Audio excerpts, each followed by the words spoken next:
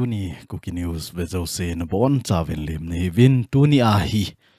news zong hilo ahi wanga igam sunga thil hung ho in sei hitin Black Day ahi to hlona chu Black Day chungchang hi hen Kuki Chate min amu dan la asei dan ho hi ka sei chin no men mun chum choma Black Day program imang nguvin hichi program iman na ho wa jong hi inam sunga aching athim hon jong program agon na wa hi holim na za chom nei vintin Black Day chungchang ho jong tampi asai la deu kata sanin ahin la tunia hin sei nom pe no chu mi tampi hin Kuki Black Day hi a umpoi ahi la waile Kuki Black Day hi akisim thu ahi Kuki Black Day ahi poi ama hon anom nop ahi tai ki siam ahi ti ata san loi umovin Kuki Black Day man loading ti loi zonga kitnin azat zatna thu sei aumin tu lai khang tha di se na khang tha ho hin I het pha lo diu ahi za chu hi chu ho tabang hi inam sunguwa GENTHEI na ha satna anaki to ho zo si tunia ipu ipa khanga ina to pha na hu gam ho jong min na gam ahi poi til kita san ahi in hita I het pha lo ipin masanga thil hung ho hi athing ta min asei ting le ata lo ham approve hoi lai ham ti ho jong hi ana ki hol ji ahi in he je a chu tunia hi kanam mi pi alin aniawen I het diu khat chu min izat sei jong le kazat mi kanam mi kanu kapan asei hiala hi adi umlo ahi ti pa hi ita san divin avelin kahin tim kinin aban banin enjolang le in sei huitin 13 September 2025 tuni ni kho hin news neu cha hin update huitin chule Black Day chungchang le PR hung ki so ho neu cha hin vel ha ki dewa hi masapenin zan hi a PM Modi hung ding ahi ti a phat sot pi in ki got now chule Mizoram a jong PM Modi zan hi a hung ding ahi ti a anaki sei ho chu ga velo hen ni chiwa hi PM Modi jong Mizoram a hungin Mizoram ma alhun zo nu nga jong hi aman ato ding zo se sei ding zo se ki sei in chule train station train lampi ho jong thin so na anein train ho jong analai pantai ti ho jong chu kimu ahi in hi chi train lampi hongdo dinga ahung na ahi Manipur to boundary ahi pha na chu hi chilai jong hi akichot lo le kimel seval ding hi tai ti ahi in nge a chu ama hin ahung lo ding jong hi asei ngam nai lo ahi new so zo se a jong so ivet na hi le slightly ti ahi lo le gin cha ti ho bo hi ki sei chu confirma PM Modi hung ding ahi in Manipur gam sung hi chalai lai mun achot ding hi ti hi koi macha news in asei nai lo ahi wanga chu agam sunga amma party kiloi khom pi BJP leader hoi thu an pi wa igam sung vai ki got na sata an ai wanga news so ahi khat vai chang confirma hung mong ding hi tai hichi ding hi ti ana lo hin jan he abo chu neu khat press release government a ko na hung ki phongin news so a chu anakimu lo ahin la langkhat na ga velo hen hi chiwa social media X account na ko na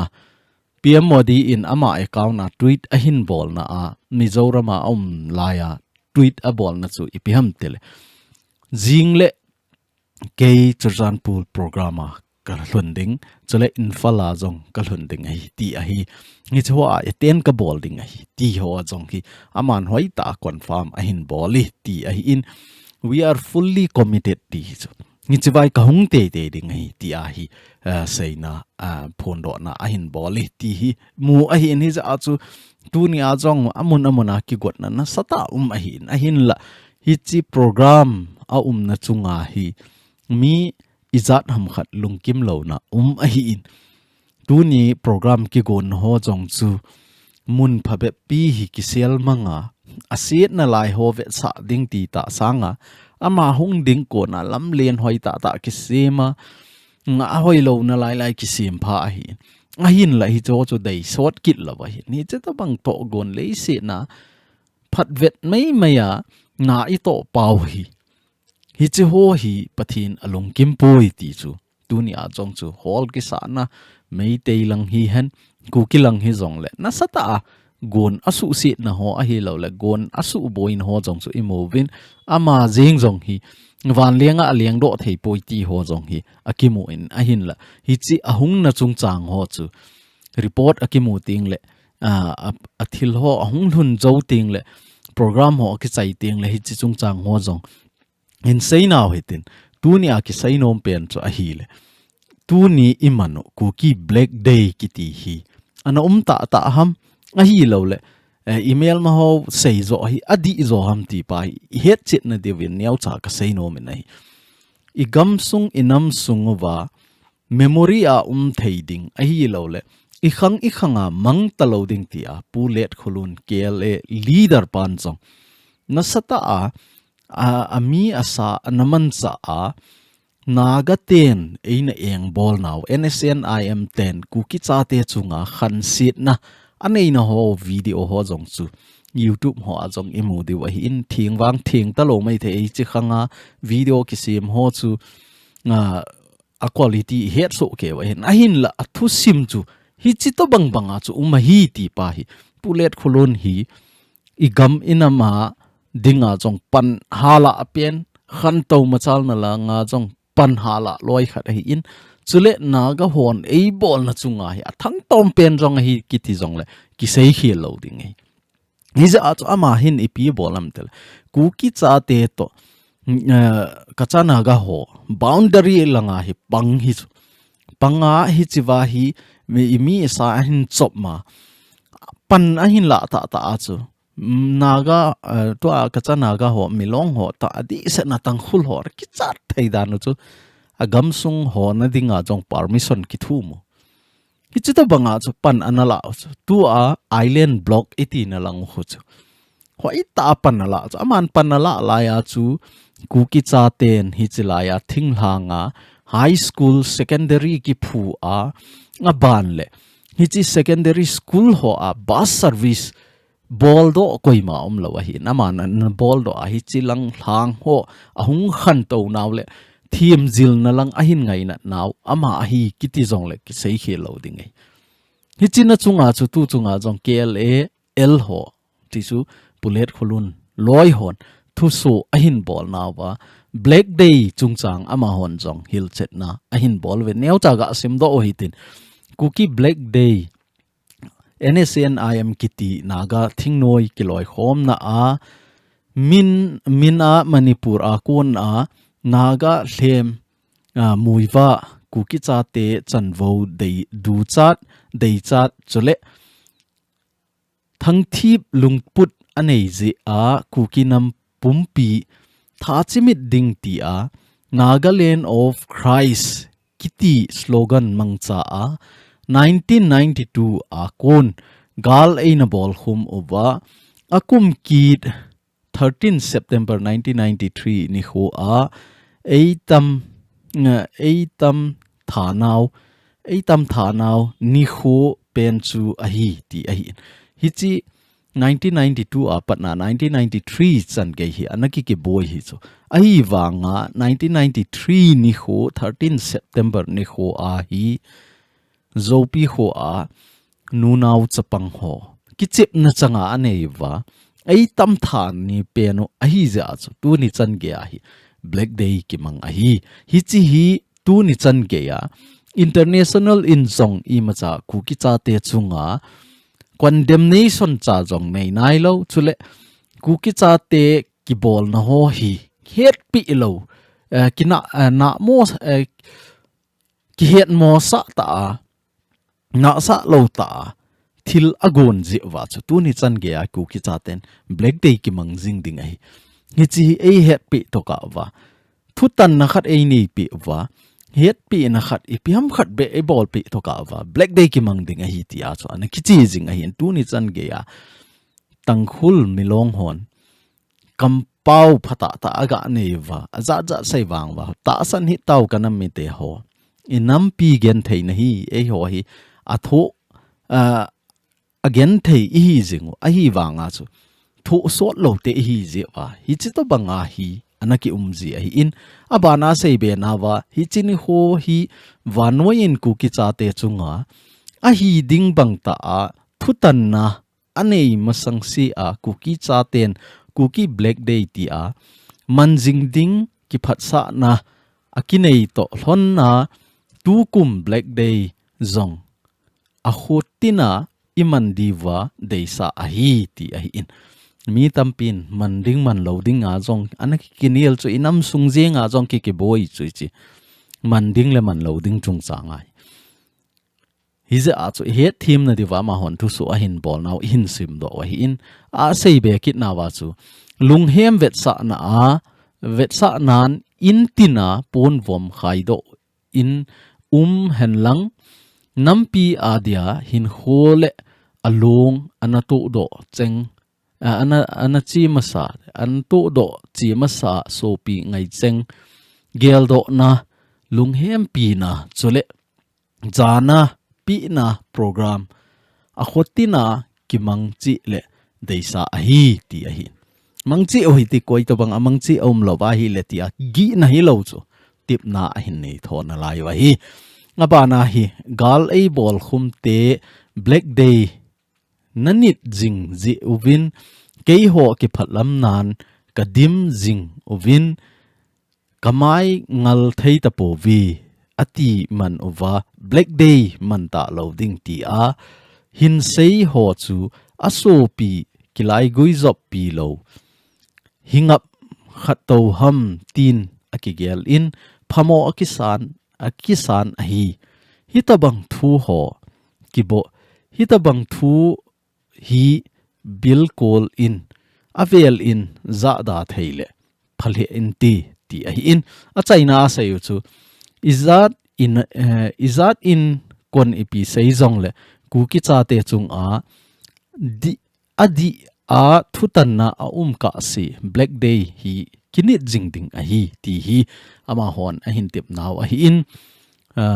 zalai mang Kuki Secretary Information Publicity akona thuso a hin bol wa hi in hiza achu kanami te ho tu nia ka sei nom pen chu ipi ham tile Kuki Black Day ki mang hi ei ho dinga tu ni ho hi pin tha ni ho ai Kuki Chate dinga pin tha ni ho ai ka ti no me ne pin tha ni ho ti chu ipiji a chu pin tha ni ho ti diwam tile mi tampi hin tu ni a jong i holim na wa i ha sei pen nu chu ipi ham Kuki Chate hi mi phalo te hi vi Kuki Chate hi gal hau te hi vi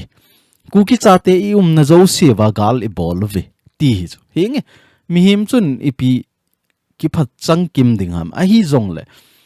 tu ni a Kuki Chaten gal i nei na wa ga ge lovin lang British ho to gal in a nei vi Kuki ang war ano min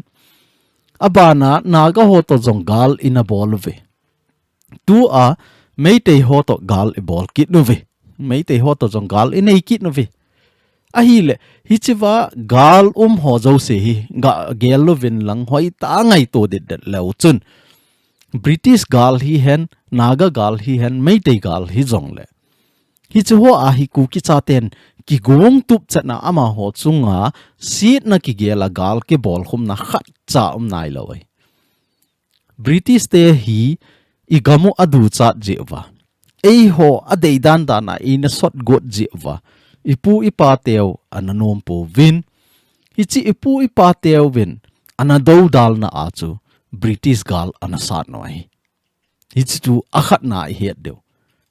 ani na ahi ga vekit lewhen naga gal NSNIM in Kuki Chate chunga gal ahin bol na jong hi veleu chun ei hon hi chikuma chu naga gam hi la pi hoite naga te del do hoite naga te that no hite tia gal e bol vam ki bol lo wai thing noi jong ki nei nai lo hi chilaya thing noi khat le ni an zong le ama ho banga a hi lo le tu lai banga hi e ho jong ki form tup chat hi lo chu I macha ki ge lo I chen na a iti ne le cha ki holding ham iti khosa ding ham iti khosim phat ding ham hi ho bo hi e ho lung ge la na nga hi wanga I chen na gam ho chu mui wa lam kai na NSNIM hon a hin vet na wa hi le adu cha noi ta so adu chat phat nu wa Kuki Chate hi idel do lo wa hi le hon tu chunga na Greater Nagaland tia idel pau hi igamu hi niau bi se hi Nagaland gam sunga naga hon jong hi chiti bo hi idu chat pi thei bo vinte isu le do ngai tia hoi taung ki form ma NSN IM ho hoi taung ki form wa Kuki Chate gam izat nam khan an lao chala ukhur district lang khu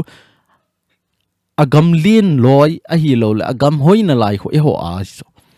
hi cho so si ho in la pi wa in bol khum kit je wa cho ki zam kit ta cho e ho tu nia mi tampin e ho lim na zo se wa le gal jam ha te ti aji cho e ho gal do dinga ki ging lo chola gal do ding mong ki gong hen lang hi le pi bola ki zam ding mi ki that nin tin agam ki la pi hi ta tu ni chan ge ya British gala ya zong British ten athu ai shot got no le kinom lo hi chwa chu gal ki nei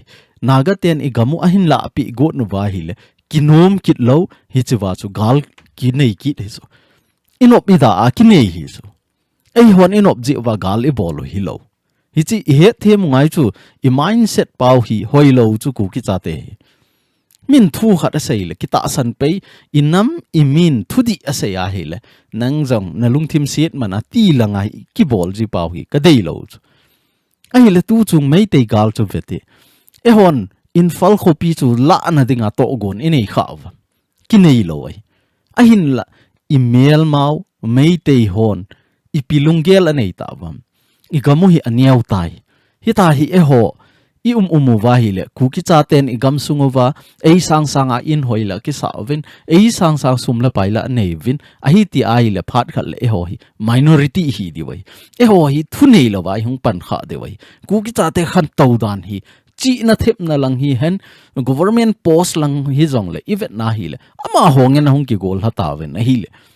hi chi hi pan khat ila wangai isu thi phot no nga angai hi chewai comma ham a hi lo le full stop ham a hi lo le ipiam khat e koi lo vai le Kuki Chate khan to dan hi akidang bi se tai ti a chu hung eng se pan no ta ahung eng se phat no wa chu ipi bol pam ST status hin de lo chu ST status a de lo chu ST hi na ding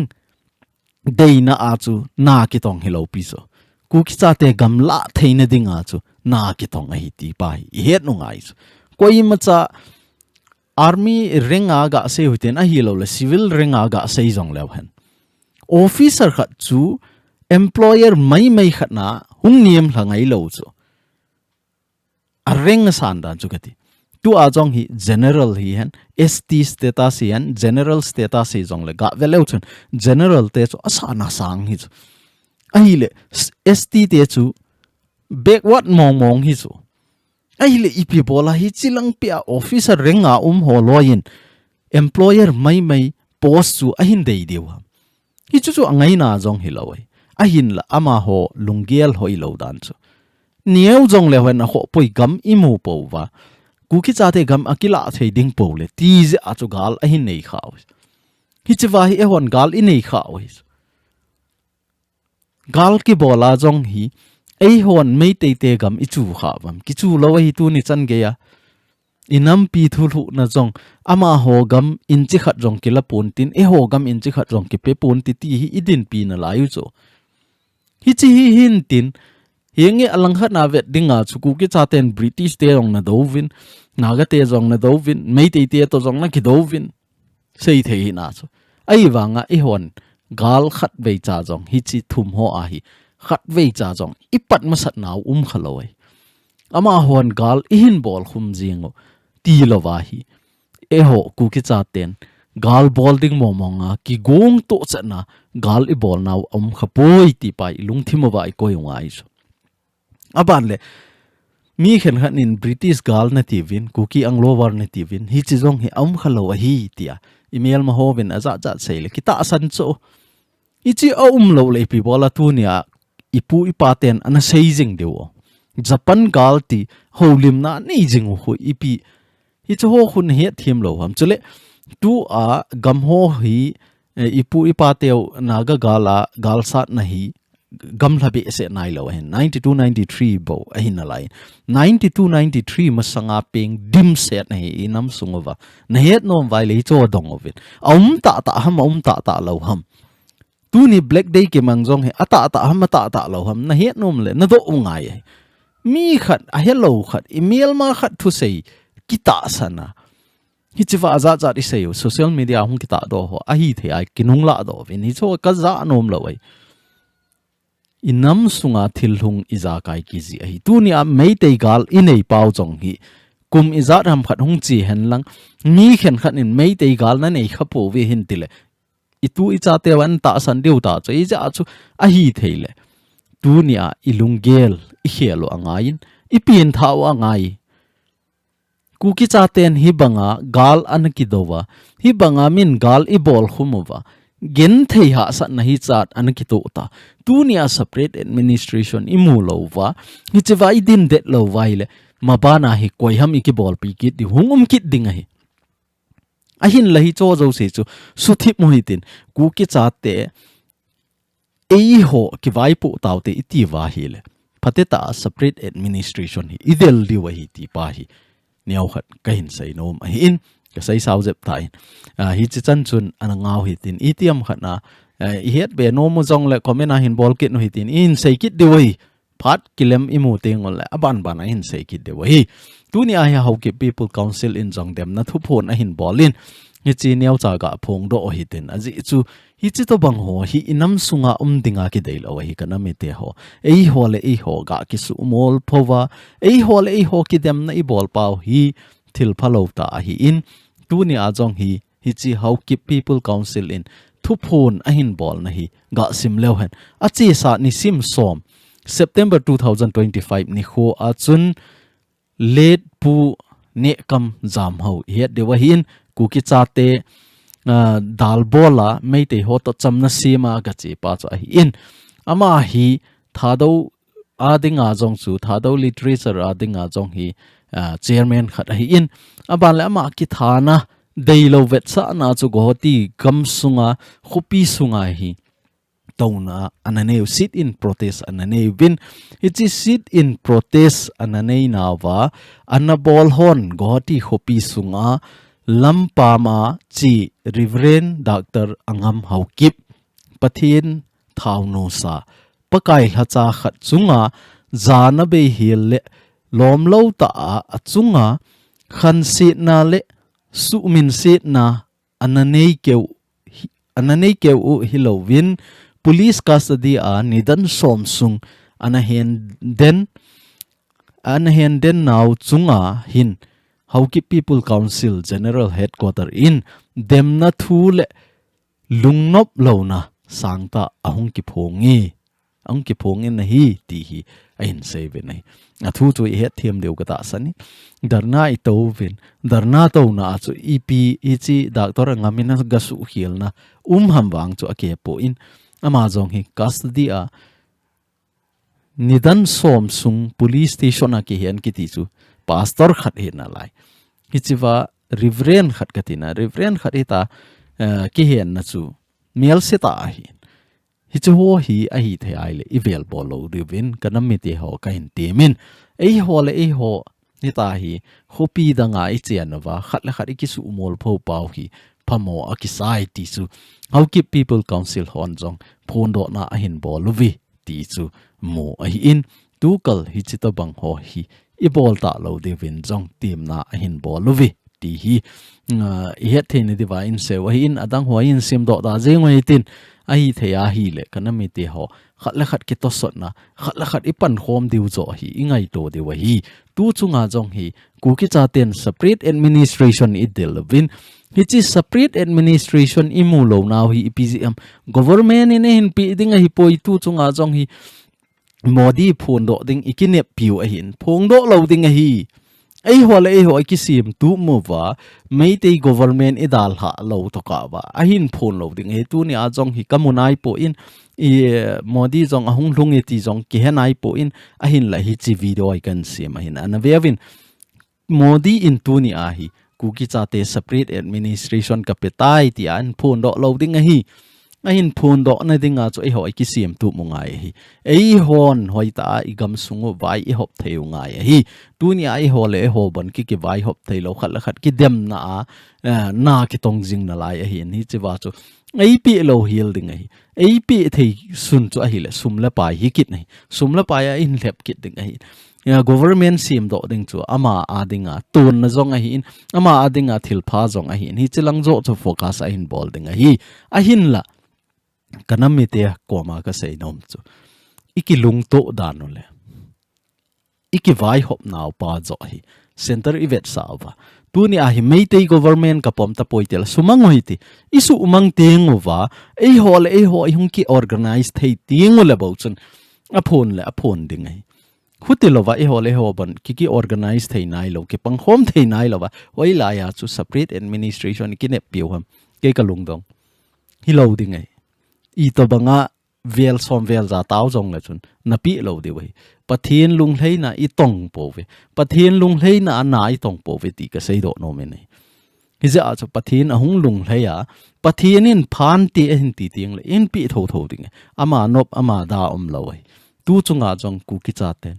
ithil bol ho hoi ta ga kinung sui lawan leader dinga leader I hleng do ve ama ho ke ho mandate hi poi ti ho I save ama ho ke ho ngan si hi poi ti ve il nam pi a dinga na tong ho idem wa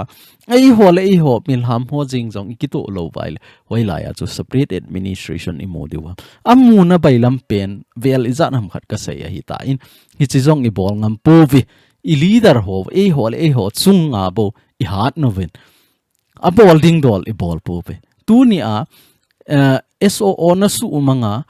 MLA na su umanga a hi lo le KZC na su umanga chu separate administration na mo ding a hi poi na mu na ding chu meitei government sumangin na gam sunga umsa hi in na umsa lo teng le chon a khiala chu a tha na sim te ngai chu hi chu a hi to ka inam sunga I macha administration dang jong pontin mi administration noya ki umgi ekua administration dang ka dei ti pau hi thil di e po I dei wa hi le mi gam mi chon dan event no ngai dunia Kuki CHATEN separate administration ka dei mong tai iti wa hi le kanam mi te ho administration sa chu sumangin namu dingai ahin la hi chu na su umang lo wa hi le iti namu thei ding ham pathin thu dola ga ki sen lang le tu ni anangin pathin ho ka hi na ti a pathin na ho na su pathin ho ina na chi lowa pathin thu na man lawai la hoi lai na mu ding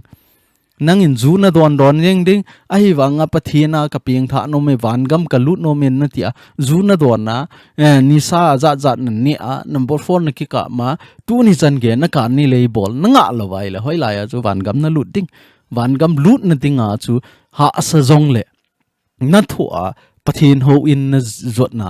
bible na sima pathin thun het ngai na pin tha ngai ai hi chu a hi lawai le hoi la ya chu nangin wangam ka lut no me na ti a zuna do na nop na ninga na ki toma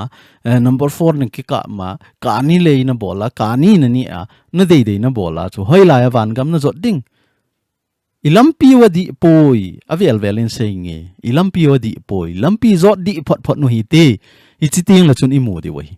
hi chi chan chu hin te tu ni ka sai thei tu ni Kuki news ve zo si na chung chi event ka ki pa in na bon chawen pathen in pathe na bo jing taw hen